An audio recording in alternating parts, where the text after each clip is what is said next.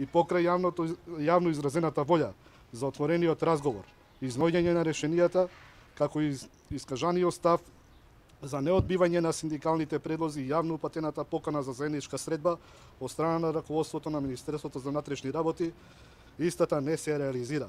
Така да владата на Република Македонија, без да има прилика да ги слушне нашите аргументи, усвои предлог буџет за 2018 година, без при тоа да предвиди средства за оваа намена.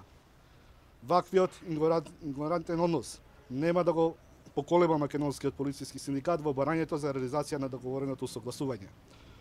Во тој контекст ви известуваме дека македонскиот полициски синдикат своите активности ќе ги насочи кон лобирање кај парламентарните политички партии, пратеничките групи, поедини пратеници.